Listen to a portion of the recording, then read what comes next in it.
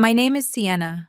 I am 33 years old, and exactly 15 minutes into my father-in-law's lavish 63rd birthday party, he raised his glass and announced to 36 elite guests that my husband had done charity work by marrying a girl with no pedigree. I did not cry. I simply took a sip of my wine and exposed his declined credit cards and his counterfeit luxury watch to the entire room. My husband retaliated by slapping me across the face while his family laughed. What they did not know was that the hand he struck was the exact same hand that had just legally acquired every single one of their assets. Before I tell you how I dismantled their fake empire in a single night, let me know where you are watching from in the comments. Hit that like button and subscribe if you have ever had to teach a toxic family a lesson they will never forget. The crystal chandelier above the dining table caught the light of 36 flickering candles, casting a warm glow over the carefully curated guest list. We were gathered in the formal dining room of the Vance family estate in Buckhead, a sprawling mansion that my father-in-law Reginald treated like a monument to his own greatness. Tonight was his 63rd birthday dinner, and the room was packed with the local black elite. There were real estate developers, local politicians, and board members of various prestigious organizations. Everyone was dressed in custom suits and designer gowns, projecting an image of untouchable wealth and status.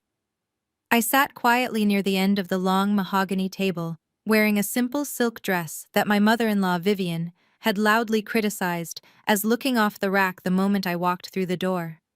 Vivian sat opposite me, her neck draped in diamonds, exchanging smug glances with my sister-in-law Gabrielle. Next to Gabrielle sat her white husband Preston, who was currently swirling his bourbon and explaining his latest venture capital investments to a captive audience of older guests. My husband Julian sat right beside his father at the head of the table, desperately hanging on to every word Reginald spoke. Reginald stood up and tapped his silver fork against his champagne flute. The gentle ringing sound brought the lavish room to an immediate halt. Conversations died down, and all 36 faces turned toward the patriarch of the Vance family. Reginald smoothed the lapels of his velvet dinner jacket and offered a practiced, charismatic smile that he usually reserved for press conferences. Thank you all for gathering here tonight to celebrate another year of life and prosperity. Reginald began, his deep voice carrying easily across the massive room. We have built something incredible in this family. We come from a long line of excellence of proud fraternity brothers, sorority sisters, and graduates from the finest historically black colleges in this nation. We are the standard. We are the legacy. He paused, letting the murmurs of agreement and polite applause wash over him. Then his eyes drifted down the length of the table and locked directly onto me. His smile turned sharp, predatory. Of course, maintaining that standard is not always easy. Reginald continued, his tone shifting into something dangerously casual. Sometimes our children make choices that test our grace. My son Julian, for example. Julian is a brilliant director at his investment fund, a man of exceptional breeding. Yet he chose to do the ultimate act of charity. He brought Sienna into our home. A girl with no legacy, no family backing, and no pedigree. A girl who did not pledge, who does not belong to our circles, and who brings nothing to the Vance name but her mere presence. Let us raise a glass to my son for his endless patience and his charitable heart, and pray he soon realizes that he deserves a wife who can actually elevate his standing. The silence that followed was suffocating. It was not a playful tease or a misunderstood joke. It was a public execution.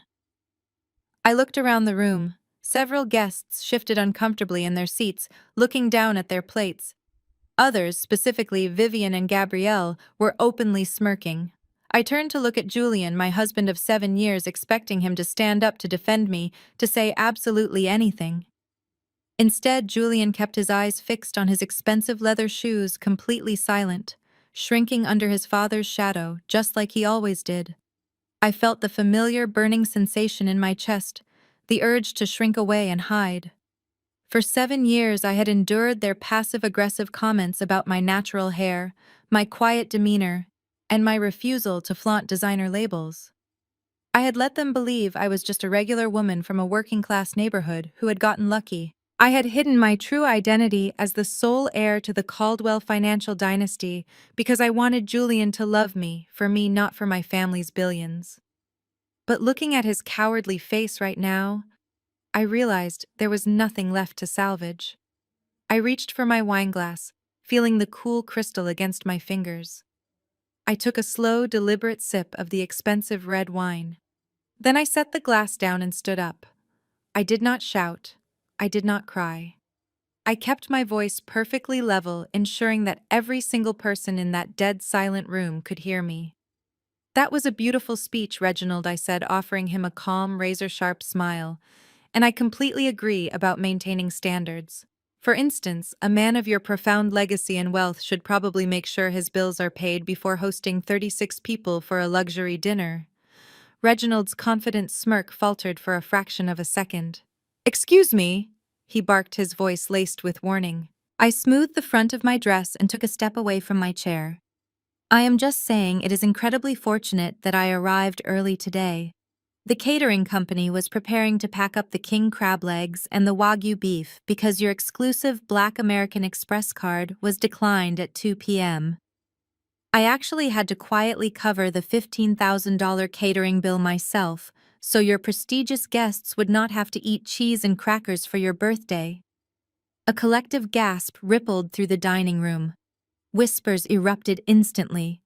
Vivian slammed her hand on the table, her face turning a mottled shade of red. "How dare you lie about us in our own home?" she shrieked. "I am not lying, Vivian," I replied smoothly, keeping my eyes locked on Reginald.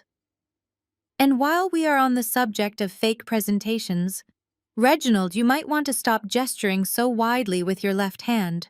That Patek Philippe Nautilus you are wearing is a fascinating piece. It is a shame the sweeping mechanism on the second hand is stuttering. It is a very common flaw in the counterfeit models bought from that underground dealer in Miami last month. I would know, considering my actual family owns a controlling stake in the authorized distributor you tried to get a line of credit from." The entire room erupted into chaos. The politicians and business partners were now openly staring at Reginald's wrist, their expressions shifting from respect to immediate suspicion. Reginald's face turned a violent shade of purple. The illusion of the great untouchable Vance family was shattering in real time, right in front of their most valuable connections. Julian leaped up from his chair, his face contorted with panic and rage. He stormed down the length of the table toward me, his fists clenched. The man who had been completely silent while his father humiliated me was suddenly full of energy to protect a counterfeit watch and a declined credit card. He reached me before I could take another step. "Shut your mouth right now!" Julian yelled, and without a second of hesitation he swung his arm and slapped me hard across the face. The force of the blow sent me crashing to the floor, my cheek burning with sudden blinding pain. Around the table I heard Vivian and Gabrielle let out sharp, mocking laughs. Preston leaned over, swirling his drink, and told me I really needed to learn my place in high society. I lay on the polished hardwood floor, tasting the metallic tang of blood on my lip. I did not shed a single tear. I slowly sat up, wiped the blood from my mouth, and pulled my cell phone from my pocket. I dialed a number I had not called for a rescue in 10 years. When the deep voice answered on the other end, I spoke clearly. "Dad, please come. Bring the liquidation files." Julian stood over me, scoffing loudly. "Go ahead, call your unemployed father from the slums to come pick up your trash. It will save me the trip." I did not argue.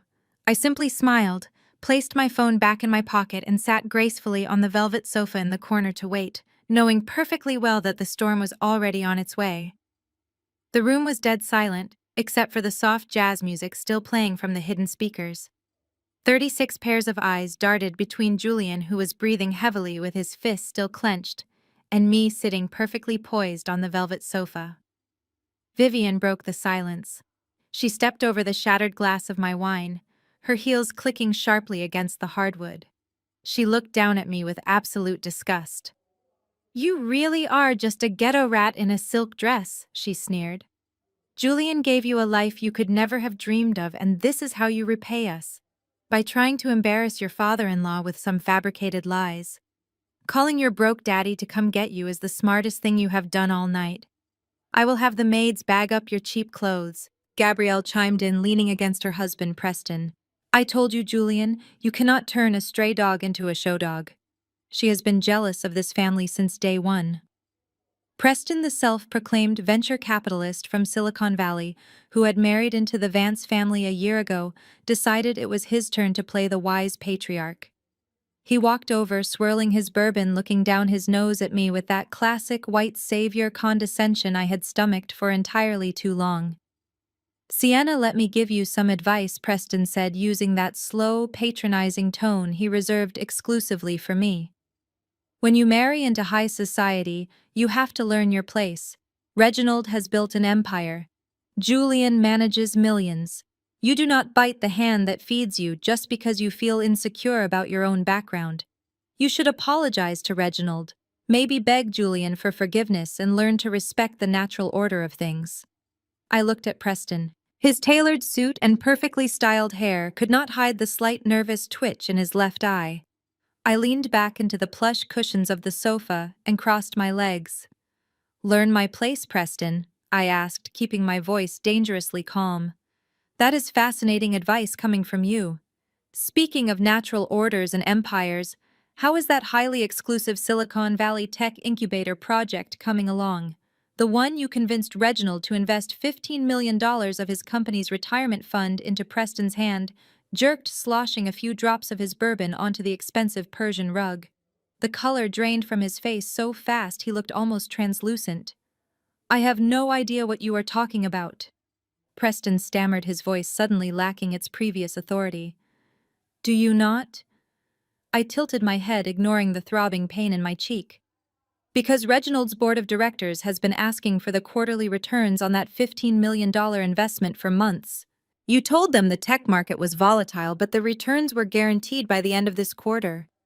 You used lots of big, impressive words to dazzle a room full of older black men who desperately wanted to believe their white son-in-law was a financial genius. But the quarter ends tomorrow, Preston. So I am just curious where the money is.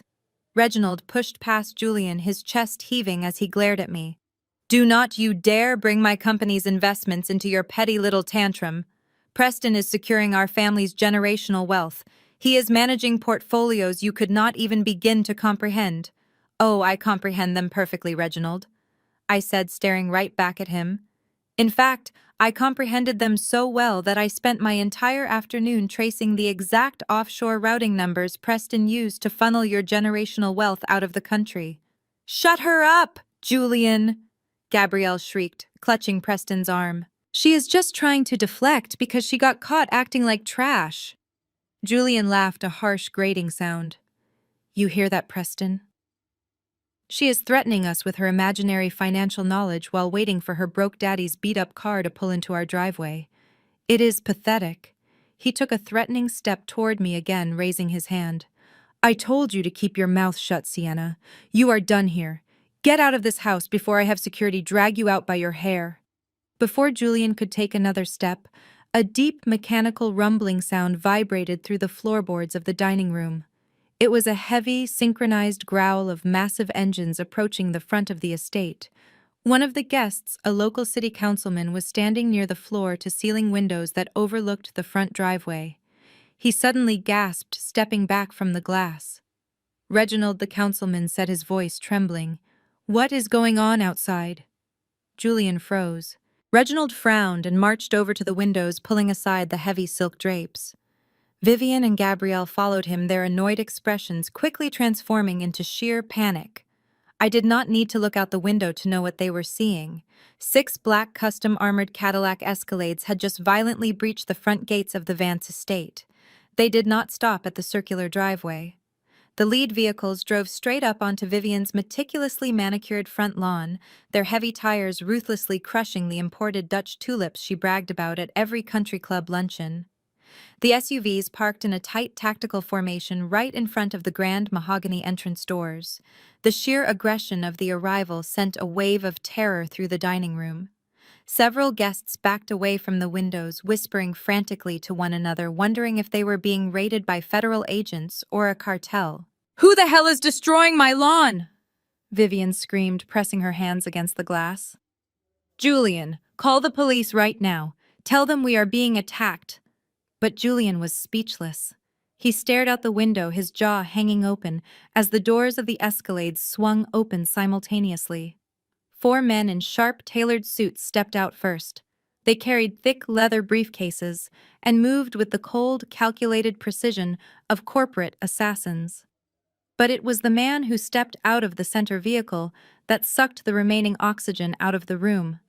He wore a bespoke charcoal Brioni suit that cost more than Julian's entire yearly wardrobe budget. His presence commanded absolute, terrifying authority. He did not look like an unemployed man from the slums. He looked like a king arriving to inspect a conquered territory. Reginald stumbled backward from the window, his face suddenly ashen. The fake Patek Philippe on his wrist seemed to weigh 1,000 pounds as he recognized the man walking up his front steps. "Is that?" The city councilman whispered, his eyes wide with disbelief. "Is that Harrison Caldwell?" "No," Reginald muttered, shaking his head in denial. "That is impossible. Vanguard Holdings does not operate in this city. What is Harrison Caldwell doing at my house?" I stood up from the velvet sofa, smoothing down my dress one last time. The pain in my cheek was completely gone, replaced by a cold, searing adrenaline. "He is not here for your house, Reginald," I said calmly, as the heavy front doors of the mansion were violently pushed open. "He is here for his daughter." The room remained suspended in a suffocating quiet, broken only by the clinking of silverware, as some of the more uncomfortable guests pretended to focus on their half-eaten meals. I sat on the emerald green velvet sofa, my back perfectly straight, my hands folded neatly in my lap. The stinging in my cheek had dulled to a warm throb, but I did not reach up to touch it. I let the faint smear of red on my lower lip serve as a testament to the kind of man Julian truly was. He stood a few feet away, chest heaving, looking around the room, as if waiting for applause for putting his wife in her place. Vivian was the first to break the standstill. She glided across the Persian rug, her diamond necklace catching the chandelier light.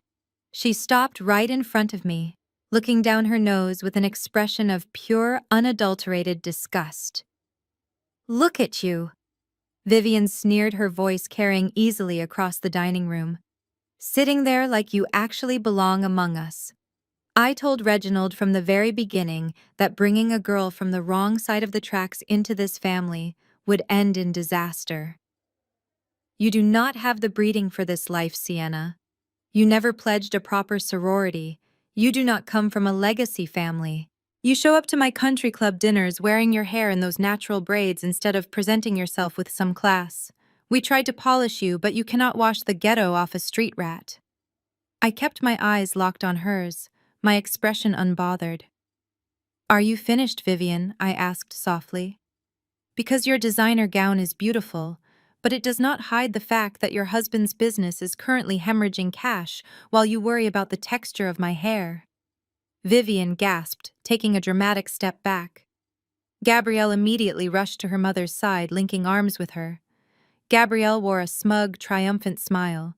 She had always hated me, always viewed my financial independence and quiet confidence as a threat to her spoiled existence. "You are just jealous," Gabrielle spat out, tossing her expensive weave over her shoulder. "You have been jealous of me since the day Julian brought you home. You resent the fact that I was born into wealth, that I attended the best private schools, and that I married a man who actually respects me. Preston treats me like a queen because he is a real man, a brilliant investor who is taking this family's legacy to the next level. You are just bitter because your father is probably sitting in some rundown apartment right now, waiting for you to come home with your tail between your legs." Right on cue, Preston stepped forward to join his wife. He took a slow, deliberate sip from his crystal glass of bourbon, adopting that relaxed, arrogant posture he always used when dealing with my family. He was a white man who had married into a wealthy black family, and he reveled in the role of the financial savior. He loved using corporate jargon to dazzle Reginald, playing on my father-in-law's desperation to be recognized by the white corporate establishment. Preston looked down at me, shaking his head with a condescending sigh. "Sienna, let me give you a piece of advice," he said, his tone dripping with patronizing sympathy. "When you are invited into high society, you have to learn how the ecosystem works. Reginald built an empire from the ground up. Julian manages millions of dollars for high-net-worth clients. I spend my days navigating the complexities of Silicon Valley venture capital. You do not bite the hand that feeds you just because you feel inadequate. You need to apologize to Reginald, beg Julian for forgiveness, and learn your place in the natural order of things." I looked at Preston, taking in his tailored suit and his perfectly styled hair. I let the silence stretch for a few seconds, allowing his arrogant words to hang in the air for all 36 guests to digest. Then I smiled. It was not a warm smile. It was the smile of a predator watching its prey walk willingly into a trap. "Learn my place." "Preston," I asked, keeping my voice dangerously calm and clear. "That is fascinating advice coming from you. Speaking of natural orders and empires, I have a question about your latest venture. How exactly is that highly exclusive Silicon Valley tech incubator project coming along?" Preston's hand twitched. A few drops of his expensive bourbon sloshed over the rim of his glass and landed on his expensive shoes. The color drained from his face so rapidly that he looked almost ill. "I have no idea what you are talking about," Preston stammered, his voice suddenly lacking its previous smooth authority. "Do you not?" I tilted my head, watching a bead of sweat form at his hairline. "Because Reginald's board of directors has been asking for the quarterly returns on that $15 million investment for months. You told them the tech market was experiencing a slight downturn, but the returns were guaranteed by the end of this quarter. You used a lot of impressive buzzwords to dazzle my father-in-law, convincing him to wire $15 million from his company's commercial real estate development fund directly into your so-called incubator." Reginald marched forward, his face flushed with anger. "Keep your mouth shut, Sienna. Do not you dare bring my company's investments into your petty little tantrum. Preston is securing our family's generational wealth. He is managing offshore portfolios you could not even begin to comprehend."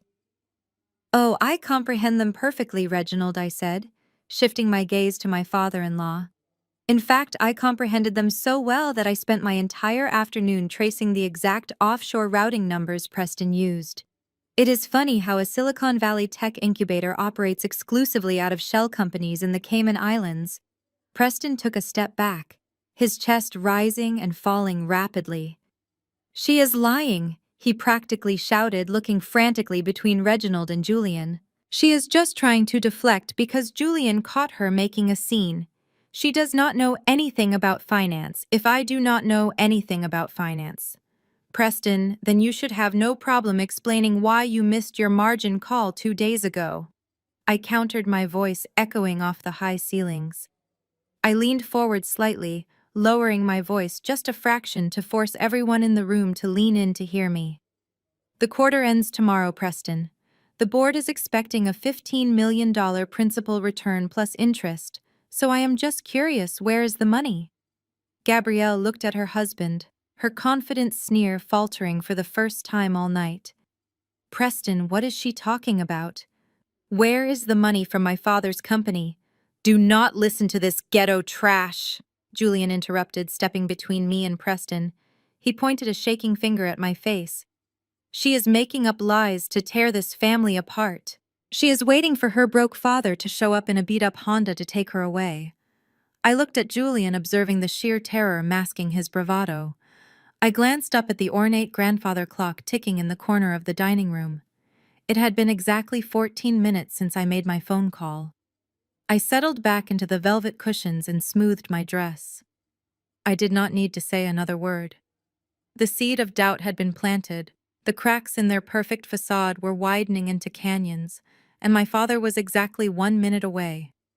Julian stood frozen, his chest heaving as he stared at me. A low, rhythmic vibration began to pulse through the hardwood floors. Within seconds, it grew into a heavy mechanical growl. Vivian frowned. "What is that noise?" she demanded, looking toward the foyer. "Julian, go tell security to handle whatever truck is lost. I will not have this evening ruined." But Julian did not move. The growl transformed into a deafening roar of engines. The sheer curtains were illuminated by a blinding wash of harsh white headlights. It was a solid wall of intense light slicing through the darkness of the upscale Buckhead neighborhood. I remained perfectly still on the sofa, crossing my legs and smoothing my dress. For 7 years, I had forced myself to shrink to hide my lineage to play the grateful working-class girl rescued by the illustrious Vance family. I had endured their microaggressions, their blatant disrespect, and their need to prove their superiority. Tonight, all of that ended. Outside, the heavy wrought iron security gates of the Vance estate did not just open, they were violently forced back as a convoy of 6 black custom-armored Cadillac Escalades pushed their way onto the property. They did not follow the circular cobblestone driveway. Instead, the lead vehicles drove straight up onto Vivian's meticulously manicured front lawn. The heavy tires ruthlessly crushed the rare imported rose bushes and the delicate Dutch tulips she bragged about at every country club luncheon. The sound of churning mud echoed loudly through the glass windows. Vivian let out a piercing shriek of pure horror, rushing to the window, pressing her hands against the glass. "My garden," she screamed, her voice cracking. "What are they doing? Julian, call the police right now. Tell them we are being attacked." The elite guests, who had just been laughing at me, were now backing away from the windows in panic. The local politicians and prominent business owners spilled expensive champagne, stepping over each other to find cover. They thought they were witnessing a cartel raid or a federal strike team seizing the property. Preston suddenly dropped his confident venture capitalist persona entirely. The white savior of the Vance family suddenly looked like a terrified little boy retreating behind Gabrielle, using his wife as a human shield. "What did you do, Sienna?" he hissed. "Who did you call?" I did not answer him. I just kept my eyes fixed directly on the heavy front doors waiting for him. The 6 armored vehicles parked in a tight tactical formation right at the base of the grand marble steps. The synchronized precision was absolutely terrifying. The heavy doors swung open in perfect unison. 4 men stepped out first. They were definitely not street thugs. They were highly paid corporate fixers, wearing razor-sharp, custom-tailored suits and carrying thick leather briefcases. They moved with the cold, calculated efficiency of men who destroyed corporations for a living. They flanked the center vehicle, standing at attention. Then the driver of the lead Escalade quickly exited and pulled open the rear passenger door. My father, Harrison Caldwell, stepped out into the cool night air. He was 60 years old, but carried himself with the lethal energy of a man half his age. He wore a bespoke charcoal gray Brioni suit that cost more than Julian's entire annual wardrobe budget. He did not look like the struggling blue-collar worker from the slums that the Vance family had imagined him to be. He exuded absolute terrifying authority. This was the quiet, devastating luxury of old money. He did not need flashy logos or fake watches to prove his worth. His mere presence demanded absolute submission. Reginald pushed past his panicking wife and marched toward the window, his face purple with rage. "I am going to have these street thugs arrested and thrown in prison," he bellowed, puffing out his chest. "I am Reginald Vance. Absolutely no one disrespects my property." But as Reginald pressed his face near the glass to get a better look at the man standing on his ruined lawn, the arrogant words died completely in his throat. The color drained from Reginald's face so rapidly that he looked like he might pass out. The fake watch on his wrist seemed to weigh 1,000 pounds as his eyes locked onto my father. One of the guests, a prominent city councilman who had been hiding behind a marble pillar, suddenly gasped. He pulled out his reading glasses and stared out the window, his hands shaking uncontrollably. "Good Lord," the councilman whispered, his voice echoing in the silent room. "Is that Harrison Caldwell?" Julian looked back and forth between the councilman and his father, looking completely bewildered. "Dad, who is Harrison Caldwell?" Julian asked loudly, his voice cracking with fear. "Why are these crazy people destroying our yard?" Reginald did not even answer his son. He was paralyzed, taking staggering steps backward completely away from the window. He was a commercial real estate developer, and anyone who operated at a high level in the East Coast property market knew the mythical name of Harrison Caldwell. He was the ghost in the machine, the apex predator of Vanguard Holdings, a financial titan who could bankrupt entire cities with a single phone call. "No," Reginald muttered, shaking his head in absolute denial as a cold sweat broke out across his forehead. "That is completely impossible. Vanguard Holdings does not operate in this sector. What is Harrison Caldwell doing standing right in my front yard?" I slowly stood up from the velvet sofa, leaving the bloody napkin on the cushion. The throbbing pain in my left cheek was completely gone, replaced by a cold, searing adrenaline that pumped through my veins. "He is not here for your yard, Reginald," I said calmly, my voice slicing through the heavy tension in the room, just as the massive double mahogany doors of the mansion were violently pushed open. "He is here for his daughter." The collective gasp that echoed through the dining room was thick with absolute terror. Reginald stood frozen by the window, his mouth opening and closing without producing a single sound. He stared at me, and then stared at the man walking up his front steps, his brain desperately trying to reject the reality unfolding right in front of him. Harrison Caldwell, the phantom billionaire who controlled half the commercial real estate on the eastern seaboard, was my father. The man they had spent 7 years mocking as a penniless slum dweller was currently casting a shadow so massive it was suffocating every prominent guest in the room. Julian backed away from me, his expensive leather shoes squeaking against the polished hardwood. He looked at his shaking hands, the very hands he had just used to strike the sole heir of the Vanguard Holdings empire. The realization hit him with the force of a freight train, causing his knees to buckle slightly. Vivian was the first to break from the paralysis. She grabbed Reginald by the arm, digging her manicured nails into his velvet jacket. "Reginald, do something," she hissed frantically. "You cannot let these people barge into our home and destroy my garden. Call security immediately and have them thrown out." Reginald shook himself out of his stupor. His pride, a fragile and volatile thing, flared up to mask his sheer panic. He turned to the 2 armed security guards standing near the hallway archway. "Remove this man from my property immediately." Reginald commanded, his voice cracking slightly, but growing louder as he tried to perform for his 36 elite guests. "I do not care who he thinks he is. This is a private residence and he is trespassing. Escort him and his thugs out before I press charges." The 2 security guards took a hesitant step forward, placing their hands on their holsters, but they stopped dead in their tracks. Harrison Caldwell stepped through the shattered front doors, unbothered by the chaos. His 4 corporate fixers moved in absolute synchronization, fanning out across the foyer. They did not draw weapons. They did not shout. The lead fixer simply turned his head and locked eyes with Reginald's security guards, offering a cold, dead stare that promised complete financial and physical ruin. The guards immediately backed away, lowering their hands and staring at the floor. They knew exactly who held the real power in the room. Reginald puffed out his chest, trying to block my father's path to the dining room. "Listen to me, Caldwell." Reginald blustered, his voice booming in a desperate attempt to assert dominance. "I do not know what kind of game your daughter is playing, but you have no jurisdiction here. My company is worth hundreds of millions. I sit on the board of the most prestigious organizations in this city. You cannot just waltz in here and intimidate me."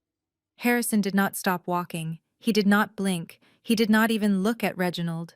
It was the most devastating display of old money dominance I had ever witnessed. Loud money demands attention, but quiet money simply takes up all the oxygen in the room. Harrison brushed past my father-in-law as if Reginald were nothing more than a piece of cheap furniture blocking the hallway. He walked past the terrified city councilman, past Vivian, who was trembling with rage, and past Gabrielle, who was clutching her husband's arm. Harrison walked straight to the velvet sofa where I was sitting. He stopped right in front of me, looking down at the red mark spreading across my left cheek, and the faint trace of blood on my lower lip. The temperature in the dining room seemed to drop by 10 degrees. The danger radiating from my father was palpable, a quiet, lethal energy that made the hairs on the back of my neck stand up. He reached out with a gentle hand and tipped my chin up, inspecting the bruise. He did not say a word to me. Instead, he slowly turned his head and locked his cold, dark eyes onto Julian. Julian let out a pathetic whimpering sound, taking another step backward until his back hit the dining table, rattling the crystal glasses. He looked like a cornered animal realizing he was locked in a cage with an apex predator.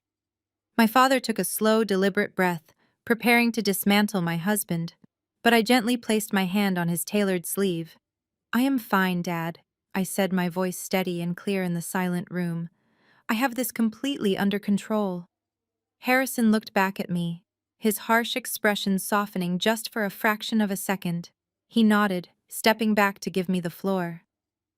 I stood up tall, smoothing out the silk dress that Vivian had called cheap just an hour ago. I did not look at Julian. He was a coward and his reckoning would come soon enough. Instead, I turned my attention to the man who had just told me to learn my place in high society. I raised my hand and signaled to the lead lawyer standing by the doorway. The lawyer marched forward, his expensive dress shoes clicking against the hardwood floor. He carried a thick, heavy leather-bound dossier. He handed it to me with a respectful nod before stepping back into formation. The dossier weighed heavily in my hands, packed with months of forensic accounting and offshore routing data. I walked deliberately past the ruined dining table, stepping over the shattered glass of my wine glass. I marched directly toward Preston. The arrogant white venture capitalist was sweating profusely. His confident Silicon Valley persona had completely evaporated, leaving behind a terrified, desperate grifter. "What are you doing?" Preston stammered, putting his hands up defensively as I approached him. "You are crazy, Sienna. This is insane." I did not slow down. I walked right up into his personal space, invading the comfortable bubble of privilege he had operated in for the past 2 years. I lifted the heavy leather-bound dossier and slammed it violently directly into the center of Preston's chest. He let out a sharp gasp, stumbling backward as his hands instinctively flew up to catch the heavy folder before it hit the ground. "You wanted to talk about navigating the complexities of venture capital, Preston?" I asked, my voice echoing off the walls. "You wanted to teach me how the financial ecosystem works. Well, class is in session. Let us talk about where Reginald's $15 million actually went." Preston clutched the heavy leather folder against his chest as if it were a shield, but his hands were shaking so violently that the thick stack of financial documents began to slip from the binding. I stepped even closer, forcing him to look me directly in the eye. I did not blink. I wanted him to feel the absolute crushing weight of the reality he had just stumbled into. "For 2 years, Preston, you have paraded around this family like you were their ultimate prize. You charmed Reginald with your tailored suits and your endless name-dropping of tech billionaires. You preyed on a very specific, very pathetic vulnerability in this house. The desperate need for proximity to whiteness, to validate their new money status. Reginald welcomed you with open arms and handed you the keys to his kingdom because having a white Silicon Valley venture capitalist son-in-law made him feel like he had finally arrived in the spaces that had locked him out for decades. Meanwhile, they treated me like garbage because my blackness and my supposed poverty reminded them of the very history they were trying to escape." Preston opened his mouth to speak, but nothing came out. He just stared at my father standing silently behind me, flanked by corporate lawyers who looked ready to dissect him. "Open the folder, Preston," I commanded, my voice slicing through the deadly silence of the dining room. "Or would you prefer I summarize your resume for the esteemed guests gathered here tonight? Because it is quite a fascinating read. You are not a venture capitalist. You do not own a tech incubator. Your real name is not even Preston Hayes. You are a wanted grifter who has been running a mid-tier Ponzi scheme out of a rented co-working space in Palo Alto for the last 5 years." A collective gasp ripped through the room. Reginald stumbled forward, gripping the edge of the dining table, his face a mask of pure horror. "What are you talking about?" He choked out, his voice barely a whisper. "I vetted him myself. I checked his credentials. You checked the fake website. He paid someone $500 to build." "Reginald," I replied, not breaking eye contact with Preston. "You were so blinded by your own desperation to sit at the big table that you handed over $15 million from your company retirement fund without conducting a single legitimate forensic audit. You bypassed your own accounting department because Preston convinced you that traditional audits would slow down the tech investment process. He used buzzwords like disruptive innovation and agile equity to rob you blind while you smiled and thanked him for the privilege." "That is a lie," Gabrielle shrieked suddenly, shoving past Vivian to reach her husband. Her designer gown swished loudly as she grabbed Preston by the arm, glaring at me with a hatred so venomous it could have melted glass. "You are a jealous, pathetic liar, Sienna. My husband is a genius. He comes from a wealthy family in Connecticut. He manages portfolios you could not even dream of. You are just trying to ruin my life because you know Julian never loved you and my family always hated you." I turned my gaze to Gabrielle. She was trembling, her perfectly manicured nails digging into the sleeve of Preston and his jacket. She was the golden child, the princess of the Vance family who had never been told no in her entire life. She truly believed her existence elevated her above consequences. "Gabrielle, your husband is currently holding his own arrest warrant," I said, pointing to the folder in Preston and his hands. "He does not come from a wealthy family in Connecticut. He comes from a string of failed startups and angry creditors.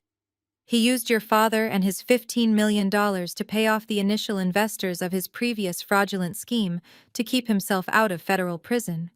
He essentially used your family as a giant ATM machine because you were the easiest targets he had ever met. You were so busy looking down on me that you let a con artist walk right through your front door and dismantle your entire empire." Preston finally found his voice, though it was high-pitched and frantic.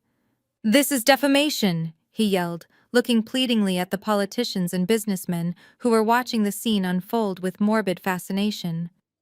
"She fabricated all of these documents because she is bitter. Reginald, you have to believe me. The money is locked in a secure offshore holding account. It is going to yield a 30% return by next week. You know how these alternative investments work." Reginald looked desperately between me and Preston, the reality of his impending financial ruin warring with his massive ego. He wanted to believe Preston. He needed to believe Preston, because the alternative was admitting that he had been played for a fool by a white man he had worshipped, and that the daughter-in-law he had just publicly humiliated was the one holding the smoking gun. "Do not listen to her, Daddy," Gabrielle cried, running over to Reginald and grabbing his shoulders. "She is just a nobody. She is trying to steal our moment. Preston is going to make us billions. You know he is. Throw her out. Throw her father out. Call the police on them for trespassing." I watched Gabrielle unravel her entire identity wrapped up in the illusion of wealth and superiority. She could not process that the very foundation of her privilege was currently evaporating into thin air.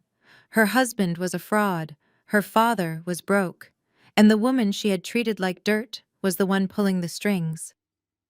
"Call the police," I challenged, tilting my head and offering them both a cold, unforgiving smile. "Please, Reginald, call them right now. Hand them the folder Preston is holding. Let the authorities look at the wire transfers, the fake shell companies, and the offshore accounts that mysteriously drained straight into crypto wallets controlled by Russian creditors. Let the police see how the great Reginald Vance allowed his company pension fund to be wiped out by a man who does not even have a valid securities license." Preston dropped the folder. The heavy leather binding hit the hardwood floor with a loud thud, scattering dozens of pages of damning financial evidence across the ruined dining room. He looked wildly at the front doors, then at the windows, measuring his chances of escape. But my father and his corporate fixers had already anticipated his cowardice. Two of them smoothly stepped in front of the archway, blocking the only exit out of the room. "You are not going anywhere, Preston," I said, my voice ringing with absolute finality. Because the $15 million you stole is just the beginning of the tragedy for the Vance family. Gabrielle let out a guttural scream covering her ears, as if that could block out the truth. She sank to her knees right next to the scattered financial documents, sobbing uncontrollably. Reginald grabbed his chest, his breathing becoming shallow and erratic, as the sheer magnitude of his financial collapse began to take hold of his physical body. But the reckoning was far from over. I had dismantled the fake savior of the family, but I had not yet addressed the husband who had allowed it all to happen. Preston stared at the blocked archway, realizing his physical escape was impossible. The sheer panic in his eyes slowly morphed into a desperate cornered aggression. He straightened his tailored jacket, brushing invisible dust off his lapel, as he tried to summon the arrogant venture capitalist persona that had protected him for so long. He pointed a shaking finger directly at my face.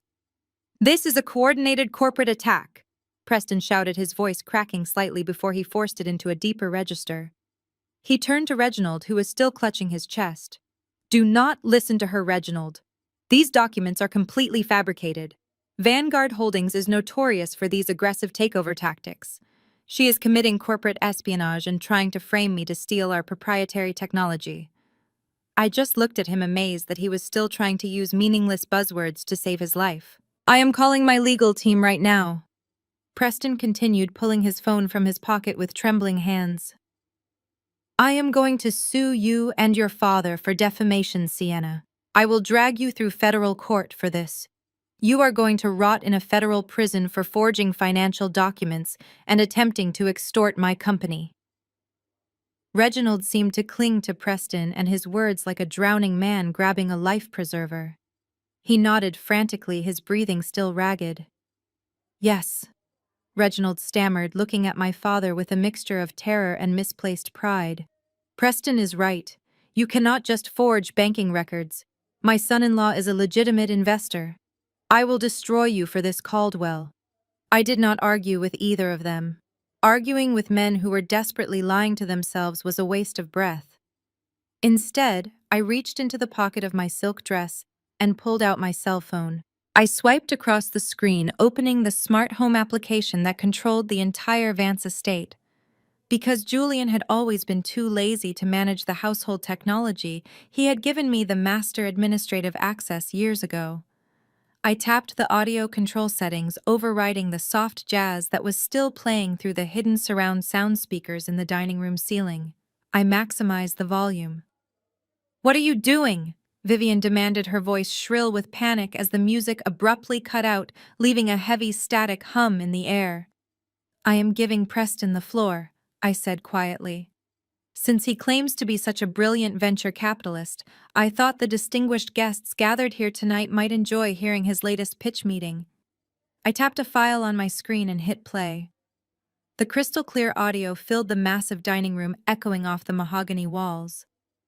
The sound of Preston and his voice, panicked and out of breath, blasted through the speakers. "Sergey, listen to me," Preston pleaded on the recording, the background noise indicating he was walking rapidly down a busy street.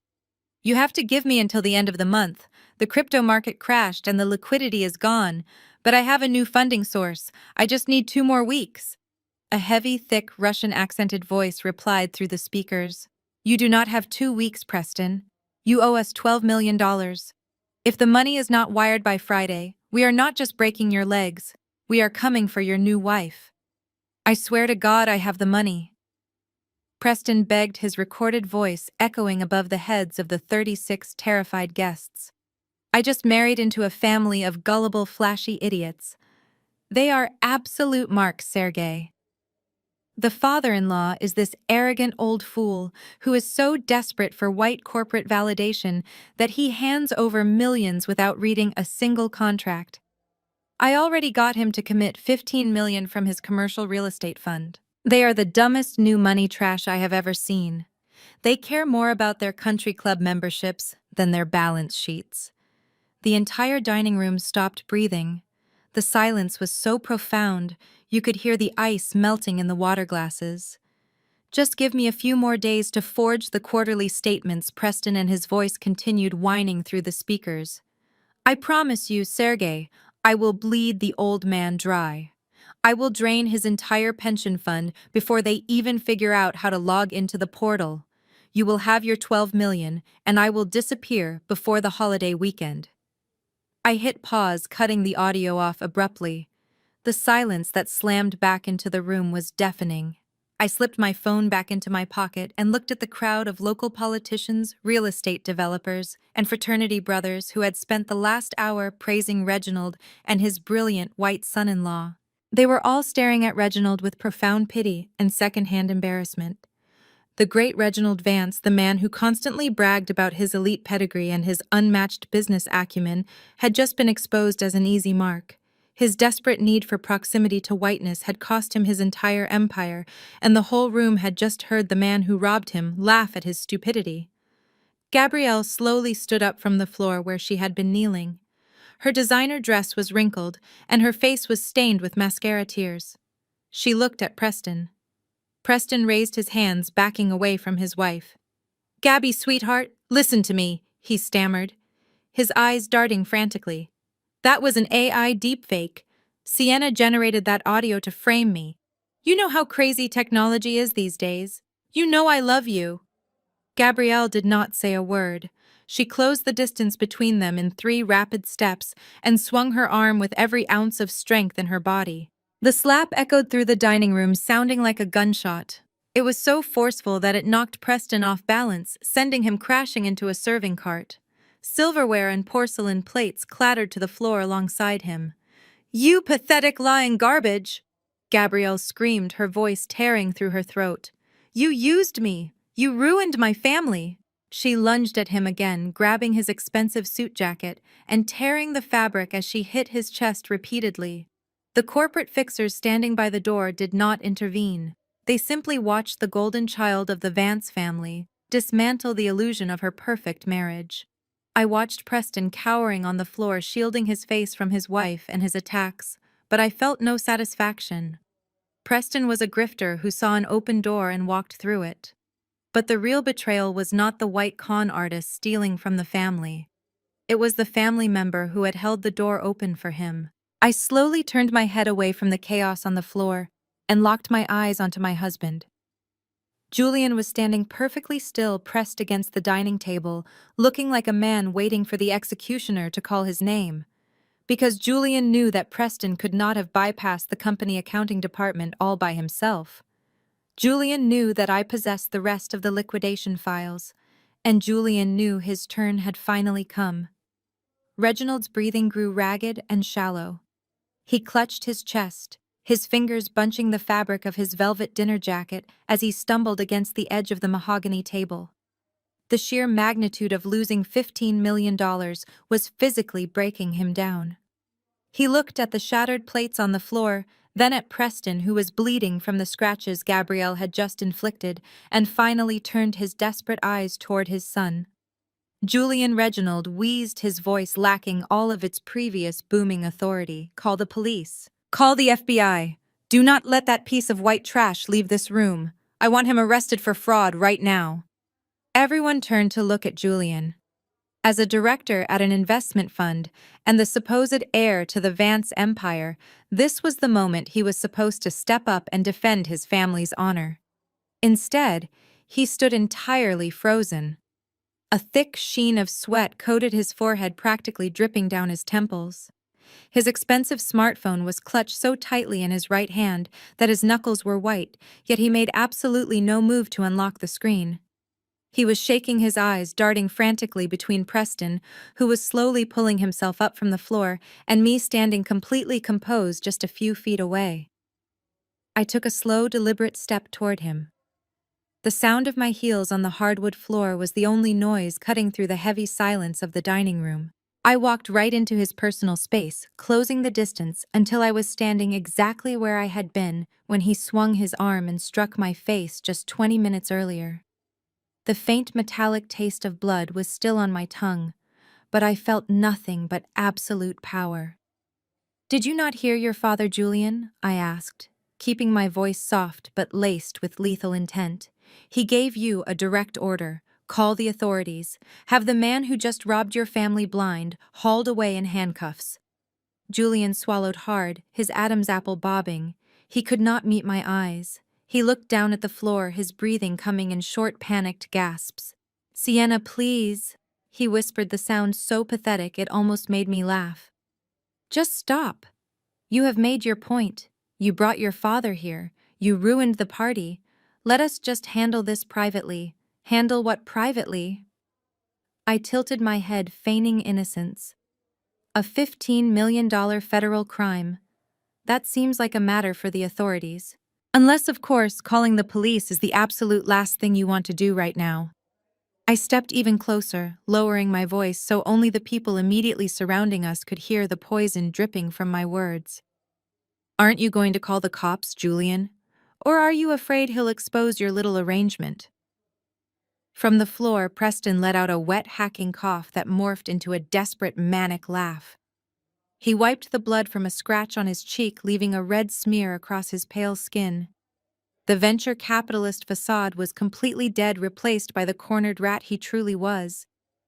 If he was going to drown, he was absolutely going to pull someone down with him. "Oh, he is not going to call anyone." "Reginald," Preston sneered, struggling to his feet while keeping a safe distance from Gabrielle. "Your golden boy here would rather cut off his own hand than dial for help." Reginald leaned heavily against the table, his face ashen. "What are you talking about, you lying parasite? Julian, dial the police right now. Prove this criminal wrong." But Julian just squeezed his eyes shut and let out a broken sob. The 36 elite guests who had watched this family parade their wealth and superiority all evening were now witnessing the complete and total unraveling of the Vance patriarch's only son. The contrast between Julian's aggressive posturing when he slapped me and his current cowardly trembling was entirely pathetic. For 7 years, Julian had played the role of the perfect son. He had stood by silently while his mother mocked my clothes and my natural hair. He had agreed with his father when Reginald called my career a cute little hobby. Julian had built his entire identity on being the superior, educated man who had graciously lowered his standards to marry me. He demanded submission and gratitude every single day of our marriage, conditioning me to believe that without the Vance name, I was nothing. He let me endure their daily emotional abuse because it made him feel powerful by comparison. I looked at the man I had shared a bed with for nearly a decade and felt absolutely no sympathy, no anger, no sorrow, just a cold, clinical need to finish the demolition. "Tell them, Julian," I commanded, my voice carrying the same terrifying authority that my father radiated from the doorway. "Tell your father why your phone feels too heavy to lift. Tell him why the director of an investment fund, a man who supposedly checks every decimal point of his clients' portfolios, somehow completely missed the glaring amateurish discrepancies in his own brother-in-law's fake corporate filings." Vivian, who had been clutching the edge of a dining chair, finally found her voice. She pointed a trembling, manicured finger at me. "What lies are you trying to spin now, you vindictive little snake?" she hissed, her perfectly styled hair now slightly disheveled. "Julian is an executive. He has a master's degree in finance from a prestigious university. He would never involve himself in anything illegal. You are just trying to drag him down into the mud with you because you know your marriage is over." I did not even bother to look at Vivian. My eyes remained locked on my husband, watching him sweat under the crushing weight of his own secrets. "Your mother is waiting for an explanation, Julian," I said softly. "Are you going to let her continue defending your honor? Or are you going to tell her the truth about how her brilliant executive son operates behind closed doors?" The guests in the room were completely captivated by the unfolding disaster. The local politicians who had previously sought Reginald's campaign contributions were now quietly stepping toward the exits, wanting to distance themselves from the impending fallout. Harrison Caldwell, my father, simply watched the scene with cold, detached satisfaction. His 4 corporate lawyers stood perfectly still, clutching their briefcases, containing the exact documents that would destroy Julian's entire life. My father did not need to intervene because he knew I had been sharpening this exact blade for months. Julian finally looked up at me, tears spilling over his eyelashes. "Sienna, I am begging you. Do not do this. If you ever loved me, you will keep your mouth shut.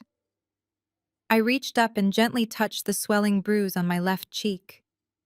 You lost the right to beg for my silence the moment you put your hands on me to protect a thief, I said smoothly. But since you seem to have lost your voice, I would be more than happy to present the financial disclosures myself. Julian let out another pathetic sob, shaking his head back and forth. It was supposed to be a temporary loan, he whispered, his voice breaking as he stared at the ruined hardwood floor. It was just supposed to float the accounts until the next quarter. Preston barked out a cruel laugh, leaning against the wall. A loan, he mocked loudly. Do not try to sanitize it now, Julian. You sold out your own father to keep your little secret safe. Tell them what you took. Reginald's eyes widened in horror, his breathing becoming even more erratic. Julian, what is he talking about? What did you take? I stepped back, giving Julian the floor, allowing the unbearable silence to press down on him.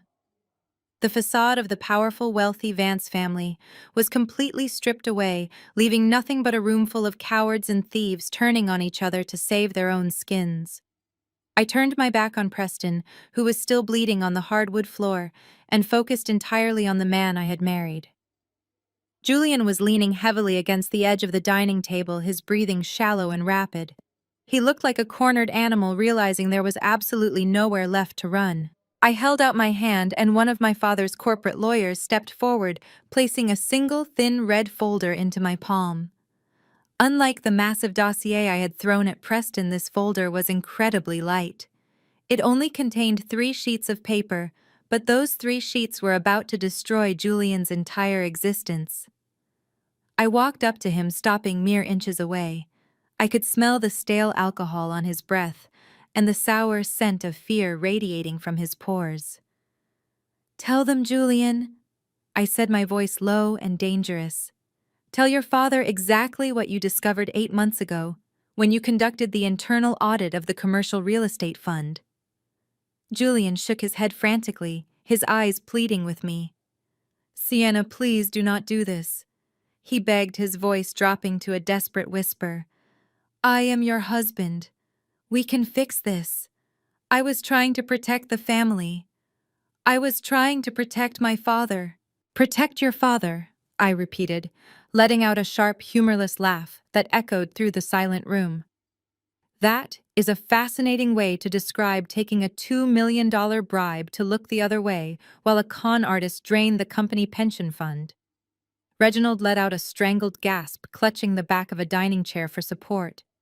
A bribe? Reginald managed to choke out, his face turning a sickly shade of gray. Julian, what is she talking about? I opened the red folder and pulled out the top sheet of paper, holding it up for everyone to see. 8 months ago, Julian noticed a massive discrepancy in the offshore routing accounts, I explained, turning to address the room at large. He confronted Preston about the missing funds. Preston panicked because he knew if Julian went to Reginald, the entire Ponzi scheme would collapse. So Preston offered Julian a deal. I did not. Julian yelled, his voice cracking as tears streamed down his face. She is making this up, Dad. She forged these documents just like Preston said. She hates us. From his spot on the floor, Preston let out a dark, malicious chuckle. Oh, do not try to play the innocent victim now, Julian. Preston sneered, wiping blood from his chin. You were practically salivating when I offered you the cash. You told me you were tired of waiting for your father to retire so you could take over the fund. You said he was a dinosaur who did not understand modern finance. Reginald looked like he had been physically struck. He stared at his only son, the boy he had groomed to take over the Vance empire. You took money from him?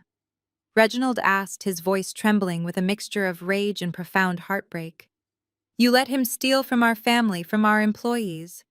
He did not just let him steal, Reginald, I interjected, handing the first sheet of paper directly to my father-in-law. He actively helped him cover it up. That document shows a wire transfer of exactly $2 million routed from one of Preston's shell companies in the Cayman Islands directly into a private account controlled exclusively by Julian. The date on that transfer is exactly 8 months ago. Julian fell to his knees, grasping at his father's velvet jacket. Dad, I swear I was going to put it back. Julian sobbed, his perfectly styled facade completely ruined.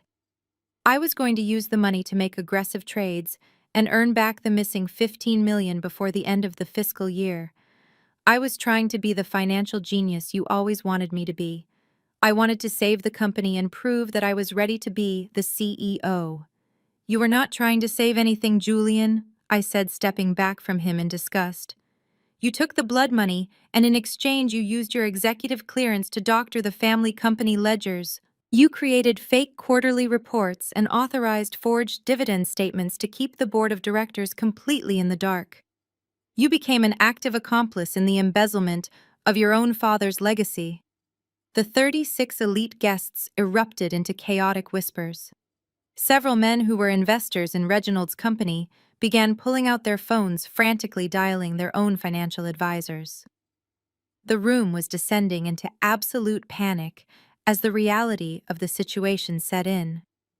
The Vance family was not just broke, they were going to be indicted for massive corporate fraud. I looked down at Julian, who was still sobbing on the floor. For 7 years he had demanded my submission. He had allowed his family to treat me like a disposable accessory because it fed his fragile ego. He slapped me tonight because he thought I was a helpless working-class girl who would just swallow the abuse and stay quiet. He thought his wealth and his title made him untouchable. You sold your own father out for $2 million, Julian, I said, my voice carrying over the panicked murmurs of the crowd. You sat at this table and watched your mother humiliate me, you watched your sister mock me, and you let your fraudulent brother-in-law lecture me about high society, all while you knew you were nothing but a common thief. You let them call me a ghetto rat while you were the one stealing from your own blood. Julian buried his face in his hands, unable to form a coherent sentence. His entire identity as the superior educated black elite executive was completely shattered. He was exposed as a coward who had sold his family's future for a quick payout. I turned to the guests who were now actively backing toward the foyer, wanting no part of the impending federal investigation. They had arrived tonight to celebrate a titan of industry, and instead they were watching the total dismantling of a corrupt dynasty. My father, Harrison Caldwell, stood by the shattered doorway, watching my execution of Julian with quiet pride. He had raised me to be a predator in the financial world, to spot weakness and exploit it without mercy. Julian had mistaken my silence for stupidity. He had mistaken my grace for weakness. Now he was paying the ultimate price for his arrogant assumptions. I took a deep breath, letting the sweet taste of absolute victory wash over me, but the night was far from over. Vivian pushed her way past the stunned politicians and business owners, her diamond necklace glittering mockingly against her chest as she rushed to defend her broken son. She dropped to her knees beside Julian on the hardwood floor, wrapping her arms around his trembling shoulders. She glared up at me with a hatred that could have burned down the entire mansion. You are a monster, Sienna, Vivian hissed, her voice echoing in the silent room. You orchestrated this entire spectacle to destroy my boy. Julian made a mistake, but he did it to save this family. He took that money because he was trying to inject liquidity back into his father's firm. He was trying to protect Reginald's legacy from that white trash grifter over there. He is a good son who made a desperate choice under immense pressure. He was trying to save the company. Reginald, who was still clutching his chest, looked down at his wife and son. A tiny spark of desperate hope flickered in his eyes. He wanted to believe Vivian. He wanted to believe that his golden boy had committed a felony out of loyalty to the Vance empire rather than pure greed. Is that true? Julian, Reginald asked, his voice cracking with emotion. Were you trying to fix the accounts? Were you trying to save my life's work? Julian kept his face buried in his hands, letting out a pathetic whimpering sound, but he nodded his head up and down. Yes, Dad, he choked out.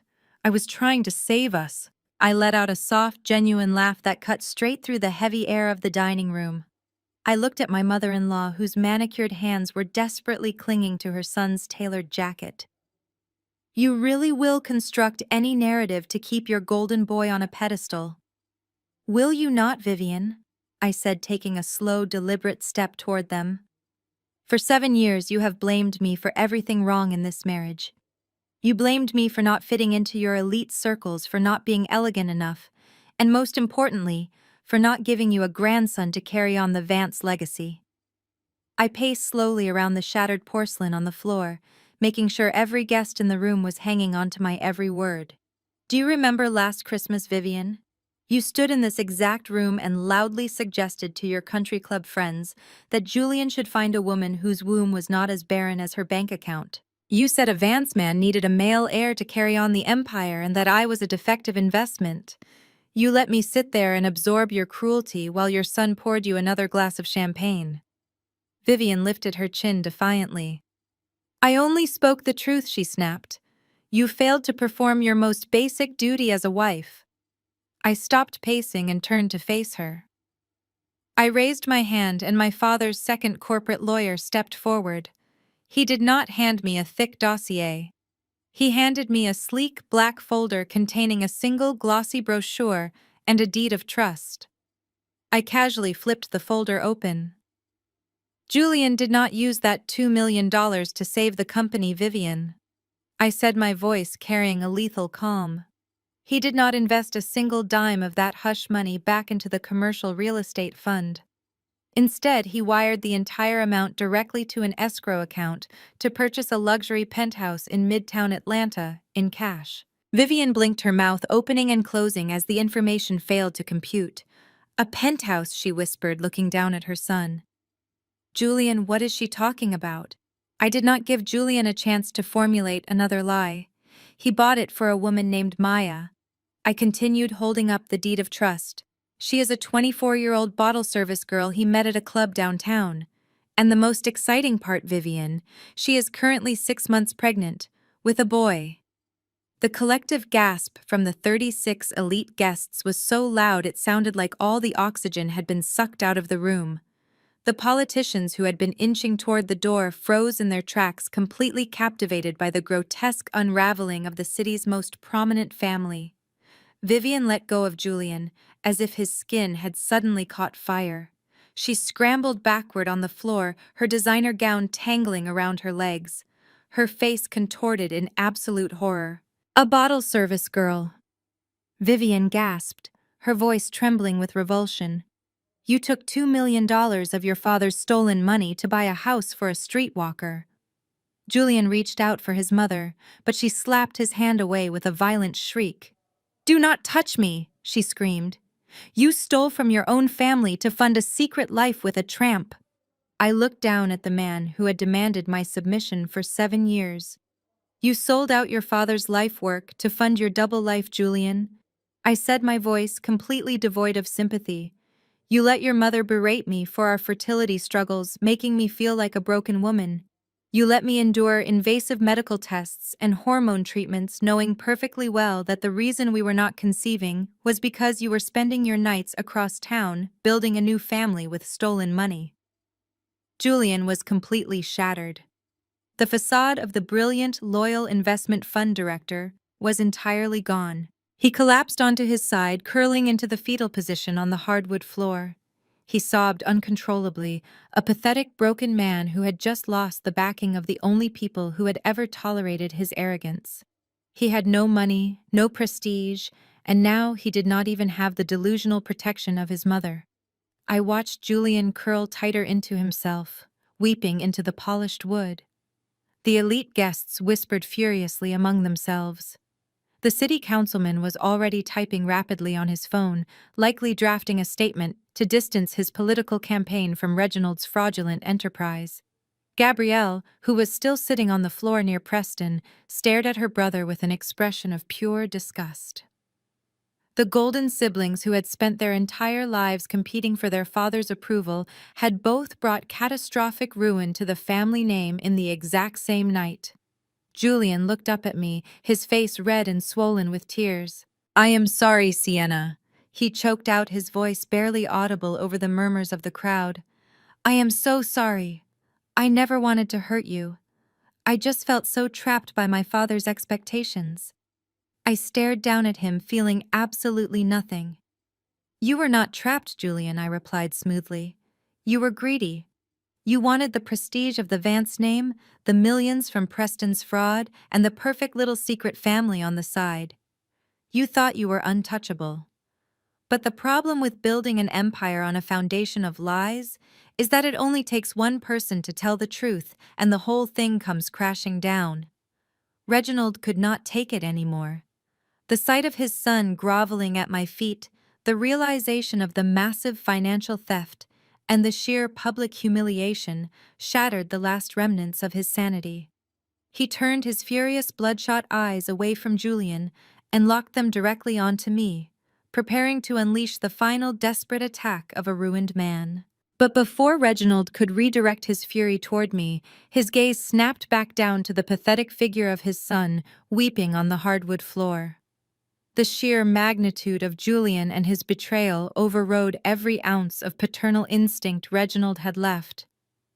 His golden boy, his chosen successor, had not only allowed a white grifter to steal $15 million, but had actively participated in the cover-up to fund a secret life with a bottle service girl. The pristine Vance legacy that Reginald had spent 4 decades building was currently bleeding out on his custom Persian rug. Reginald let out a primal sound that was half roar, half agonizing gasp. He lunged forward, grabbing Julian by the lapels of his expensive dinner jacket and hauled him halfway off the floor. Julian let out a startled cry, reaching up to grab his father and his wrists, but Reginald was completely consumed by a blind, narcissistic rage. With a violent jerk, Reginald ripped his son forward and then swung his heavy hand, striking Julian directly across the face.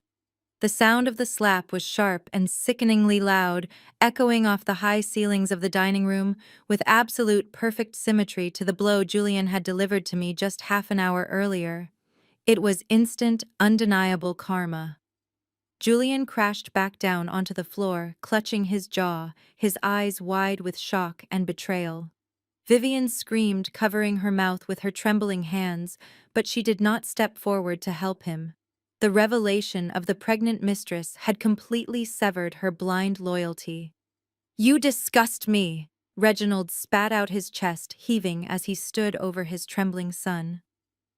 "You are a weak, pathetic excuse for a man. I gave you everything. I handed you the keys to a kingdom, and you sold me out for a cheap thrill and $2 million. You are no longer my son. You are nothing to me." Julian sobbed openly, curling away from his father, completely broken and abandoned by the very people he had spent his entire life trying to impress. But Reginald was not finished. The slap had temporarily released his pent-up aggression, but he was still acutely aware of the 36 elite guests watching his public unraveling. His ego, a massive and fragile construct, could not accept defeat. He needed a scapegoat. He needed to reassert his dominance and prove to the local politicians and business owners in the room that he was still the apex predator. He could not accept that a woman he viewed as entirely beneath him had orchestrated this masterclass in destruction. Reginald slowly turned his back on Julian and locked his furious, bloodshot eyes onto me.